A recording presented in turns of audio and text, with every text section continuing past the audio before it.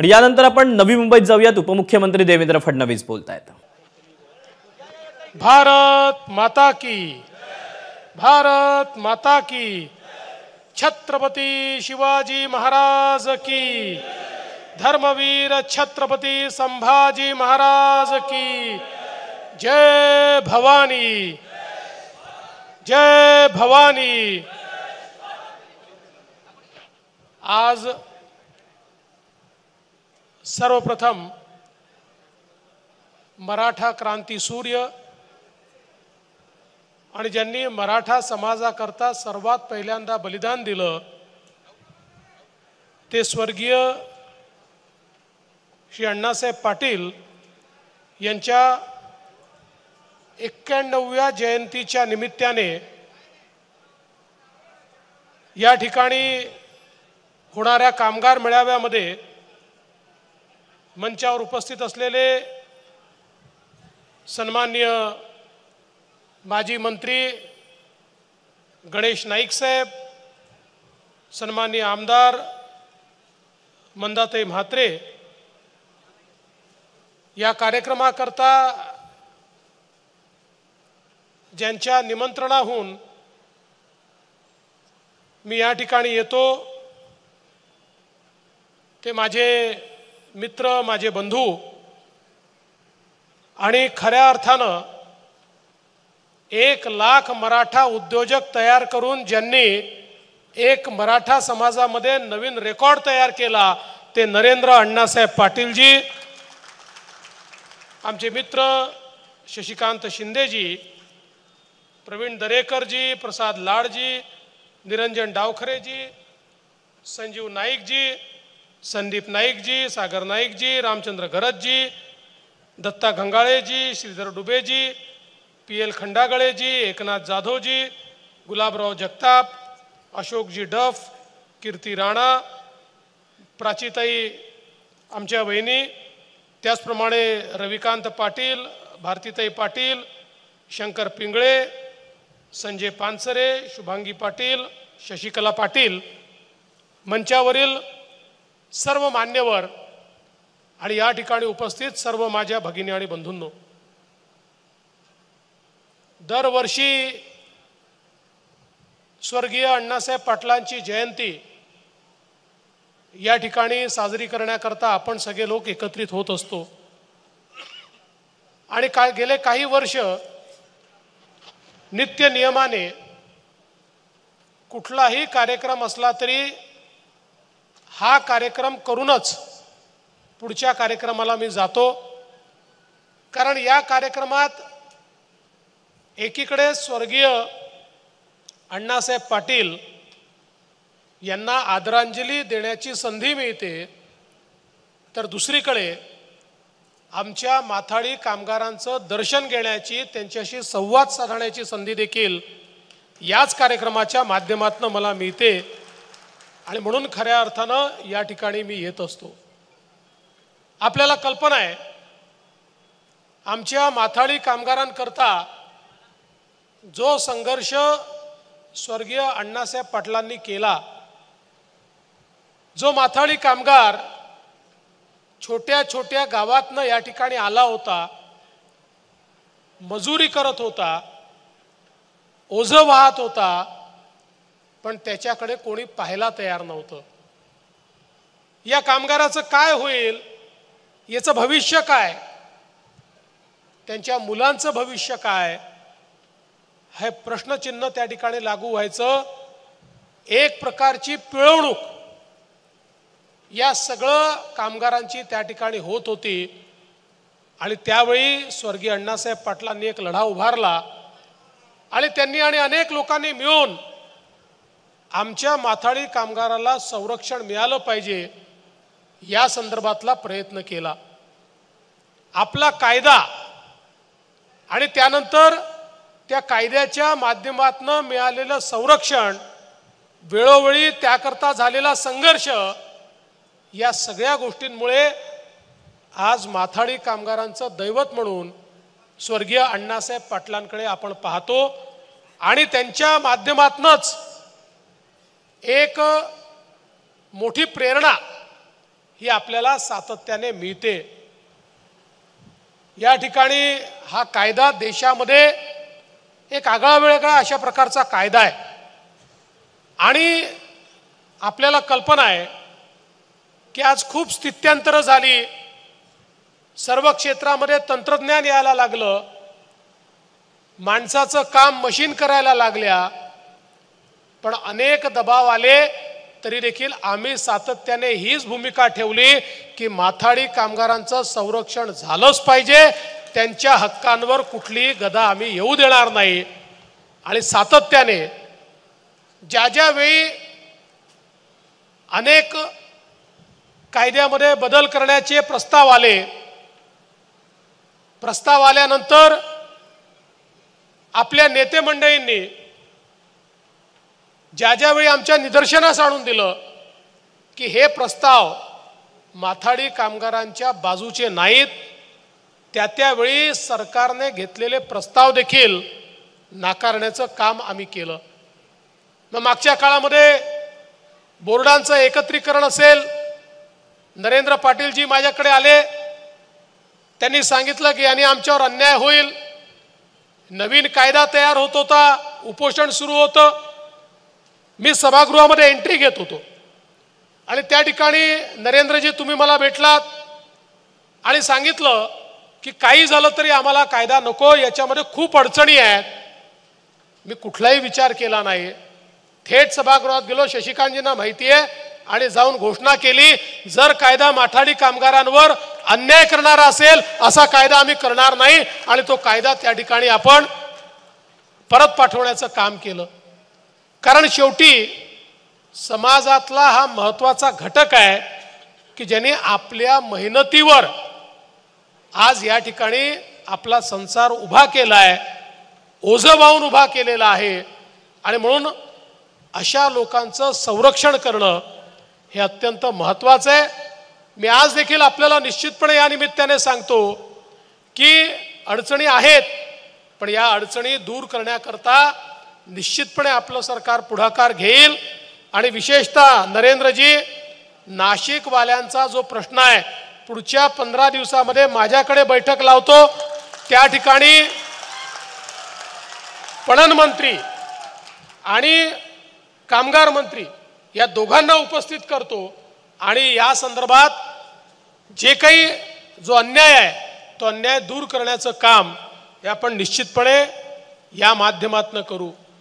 वडाळ्याच्या संदर्भात आपणही बोलला, शशिकांतजी बोलले, मागच्या काळामध्ये मी मुख्यमंत्री असताना काही निर्णय आपण घेतले होते वडाळ्याच्या संदर्भात की ज्याच्यातनं आपण त्याला फिजिबिलिटी आणली होती, पण अद्यापही काही अडचणी आहेत, त्यामुळे ते सुरू होऊ शकलेलं नाही। त्याही संदर्भात ज्या अडचणी आहेत त्या दूर करण्याकरता मी एक बैठक बोलवतो। या बैठकीमध्ये एकदा आपण निर्णय घेऊ। आपल्याला कल्पना आहे माझ्या मागच्या बैठकीमध्ये जे संभव नव्हते असे निर्णय आपण घेतले आणि त्याचे GR देखील काढले, पण दुर्दैवाने तरी देखील याच्यामध्ये अजूनही काही अडचणी आहेत असं माझ्या आज लक्षात आलेलं आहे। तर त्या दूर करून आमच्या माथाडी कामगारांना घरं मिळाली पाहिजेत, या संदर्भातला पुढाकार आपण घेऊ। आणि या नवी मुंबईमध्येही प्रधानमंत्री आवास योजनेच्या घरांच्या संदर्भात जी मागणी आपण केली आहे त्याही संदर्भात जे या ठिकाणी निकषात बसत असतील अशा लोकांना या प्रधानमंत्री आवास योजनेत माथाडी कामगारांना प्राधान्य कसं देता येईल या संदर्भातला निर्णय देखील माननीय मुख्यमंत्र्यांची चर्चा करून आम्ही घेऊ, जेणेकरून खऱ्या अर्थानं आमच्या माथाडी कामगारांना योग्य अशा प्रकारचा न्याय या ठिकाणी मिळेल। खरं तर एक गोष्ट निश्चितपणे आहे की स्वर्गीय अण्णासाहेब पाटलांनी या ठिकाणी मराठा समाजाकरता बलिदान दिलं। ज्यावेळी त्यांनी बघितलं की स्वराज्याचं रक्षण करणारा हा समाज, गावगाड्याचं नेतृत्व कुठेतरी अडचण करणारा हा समाज, गावगाड्याचं नेतृत्व करणारा हा समाज, पण या समाजाला एक प्रकारे कुठेतरी अडचणीत आणण्याचं काम झालेलं आहे। त्यावेळी या समाजाला प्रतिनिधित्व मिळालं पाहिजे, कुठेतरी नोकऱ्यांमध्ये, शिक्षणामध्ये समाज पुढे गेला पाहिजे, या दृष्टीनं स्वर्गीय अण्णासाहेब पाटलांनी त्या काळामध्ये ही मागणी केली की आर्थिक निकषावर या ठिकाणी हा मागास असलेला समाज आहे, या समाजाला त्या ठिकाणी आरक्षण मिळालं पाहिजे. दुर्दैवाने त्यांची मागणी ही मान्य झाली नाही, त्याच्याकडे दुर्लक्ष झालं. अतिशय व्याकुळ अण्णासाहेब पाटील अतिशय व्यथित त्या ठिकाणी झाले आणि त्यांनी निर्णय केला की जर मराठा समाजाला मी न्याय देऊ शकत नसेल तर माझ्या जीवनात कुठलाही अर्थ नाही, आणि त्यांनी आपलं बलिदान हे मराठा समाजाकरता त्या ठिकाणी दिलं. खऱ्या अर्थानं आज जी काही मराठा समाजाची चळवळ उभी झाली, ती चळवळ ही अण्णासाहेब पाटलांमुळे उभी झाली, हे आपल्या सगळ्यांना लक्षात घेतलं पाहिजे. आणि हे खरं आहे की अनेक अडचणी अजूनही आहेत. मला आठवतं मी मुख्यमंत्री असताना आपण मराठा समाजाला आरक्षण दिलं. देशामध्ये मराठा आरक्षण एकमेव आरक्षण होतं की जे उच्च न्यायालयात आपण टिकवून दाखवलं. जोपर्यंत मी मुख्यमंत्री होतो सर्वोच्च न्यायालयात देखील ते टिकलं. दुर्दैवाने त्यानंतर ते टिकू शकलं नाही. पुन्हा माननीय मुख्यमंत्री एकनाथरावजी शिंदे यांच्या नेतृत्वामध्ये 10% आरक्षण आपण दिलं. दरम्यानच्या काळामध्ये माननीय मोदी साहेबांनी EWSचं आरक्षण दिलं. त्याचाही फायदा मराठा समाजाला मिळत होता. परंतु सातत्याने वेगळं आरक्षणाची मागणी असल्यामुळे शिंदे साहेबांच्या नेतृत्वात आपण 10% आरक्षण दिलं. आज वेगवेगळ्या प्रकारच्या मागण्या होत आहेत. मी असं म्हणणार नाही की मागण्या चूक आहेत, पण आपल्याला एकच गोष्ट लक्षात घेतली पाहिजे की कुठलीही मागणी आपण जी करतोय ती कायद्याच्या चौकटीत बसली पाहिजे. अन्यथा एखादा निर्णय आपण घ्यायचा आणि तो कायद्याच्या चौकटीत बसला नाही म्हणून तो निर्णय न्यायालयाने रद्दबातल करायचा, अशा प्रकारची वारंवार एक प्रकारची पिळवणूक, एक प्रकारची फरफट ही मराठा समाजाची होता कामा नये. आणि म्हणून आज या माध्यमातून मार्ग काढण्याचा प्रयत्न आमचा आहे. शेवटी मराठा समाजाने सातत्याने विविध समाजांचं नेतृत्व केलेलं आहे. त्यामुळे कुठेतरी छत्रपती शिवाजी महाराजांचे मावळे 18 पगड जातीतले मावळे एकमेकांसमोर उभे आहेत, एकमेकांच्या विरोधात उभे आहेत. अशा प्रकारचं चित्र या महाराष्ट्राला भूषणावं नाही, ते उभं होणं योग्य नाही, ते उभं होऊ नये असा आपला सगळ्यांचा प्रयत्न आहे. आणि म्हणून आमच्या सरकारचे कमिटमेंट आहे की मराठा समाजाचे अधिकार प्रोटेक्ट झाले पाहिजे, त्यांचं आरक्षण मिळालं पाहिजे. जे आम्ही दिलेलं आहे ते आम्ही न्यायालयात टिकवलेलं आहे. आजही पोलीस भरती झाली, मला सांगताना आनंद वाटतो. मी आत्ता जवळपास 25,000ची पोलीस भरती केली. त्या पोलीस भरतीमध्ये 10% आरक्षणाप्रमाणे आमच्या मराठा तरुणांना पोलीसमध्ये नोकऱ्या मिळाल्या, ते आपण त्या ठिकाणी दिलेले आहेत. आता कोणाचं म्हणणं वेगळं असू शकतं, कोणाचं वेगळं असू शकतं, पण आमचा प्रयत्न सरकार म्हणून हा आहे की मराठा समाजाचे हक्क मिळावे आणि त्याच वेळी कुठेही समाजात दुफळी निर्माण होऊ नये, या दृष्टीनं आपला सातत्याने प्रयत्न आहे. पण मला एका गोष्टीचं खूप समाधान आहे की आपण मागच्या काळामध्ये आपल्या लक्षात आलं की केवळ आरक्षण दिल्यामुळे इतका मोठा मराठा समाज, आरक्षण तर आवश्यक होतंच, पण इतका मोठा मराठा समाज काही सगळ्यांना नोकऱ्या मिळू शकत नाहीत. त्यामुळे सगळ्यांचं कल्याण हे त्या ठिकाणी होणं कठीण आहे. आणि म्हणून मग आपण सारथीसारखी एक संस्था तयार केली आणि उच्च शिक्षणामध्ये मराठा समाजाचा टक्का वाढावा, UPSC MPSC मध्ये वाढावा, IAS IPS अधिकारी व्हावेत म्हणून सारथीची निर्मिती त्या ठिकाणी मी केली. मला सांगताना आनंद वाटतो की आज सारथीच्या माध्यमातून 51 विद्यार्थी UPSC मध्ये पास झाले, 12 IAS झाले, 18 IPS झाले.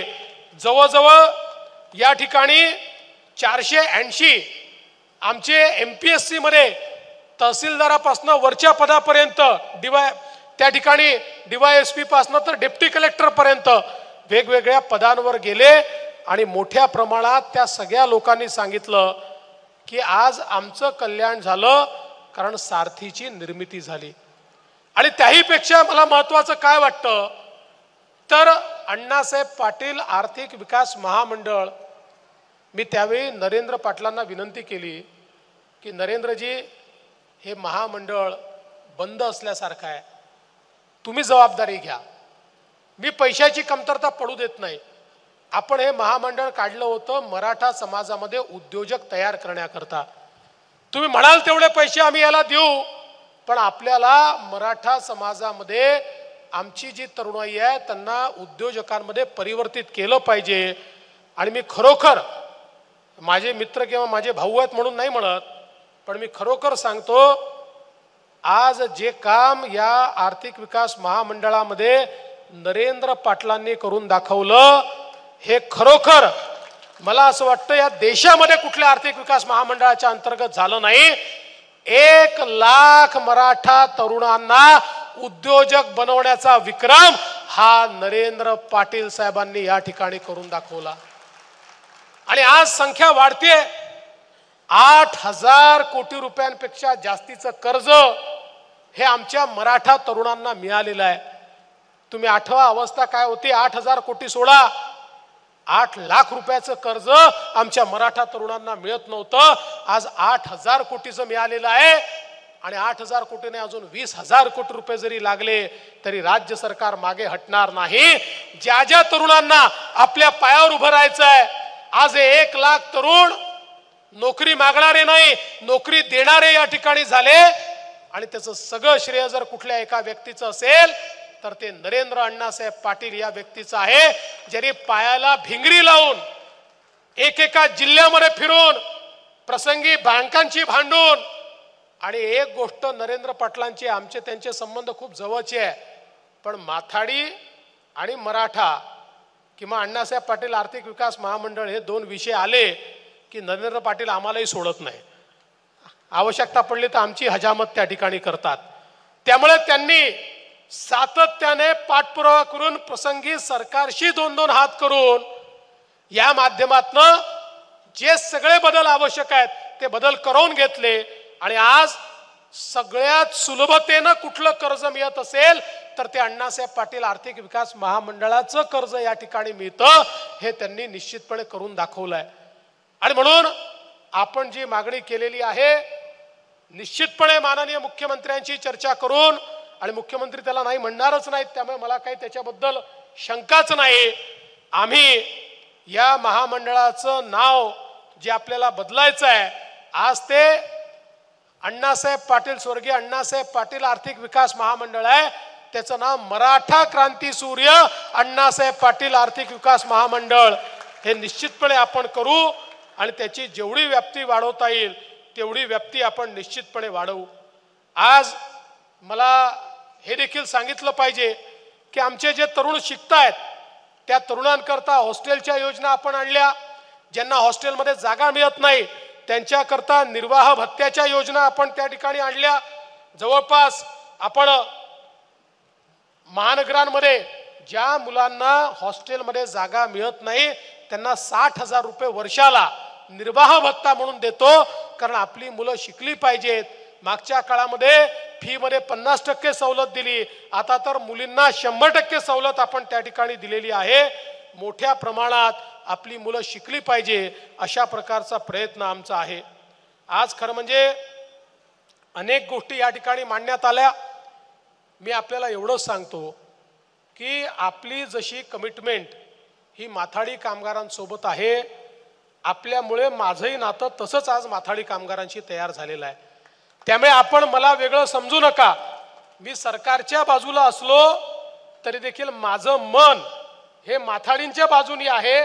त्यामुळे जिथे जिथे माथाडींकरता निर्णय घेण्याची वेळ येईल त्यावेळी माझं मत हे सरकारच्या बाजूनी नसेल, ते माथाडींच्या बाजूनी असेल, हा विश्वास तुम्ही या ठिकाणी ठेवा। आणि हे करत असताना तुम्ही मदत केलीच आहे आणि पुढेही तुमची मदत मला हवी आहे, ती म्हणजे माथाडींच्या नावावर जे फेक व्यवसाय करतात आणि आमच्या या पवित्र कारभाराला जे त्या ठिकाणी गालबोट लावतात, ज्यांच्यामुळे ही मागणी होते की माथाडी कायदा हटवा, जे खऱ्या मेहनत करणाऱ्या माथाडींचा माल त्या ठिकाणी स्वतःच्या खिशात टाकतात, अशा लोकांवर काही प्रमाणात कारवाई आपण केली आहे, पुढेही आपल्याला करायची आहे।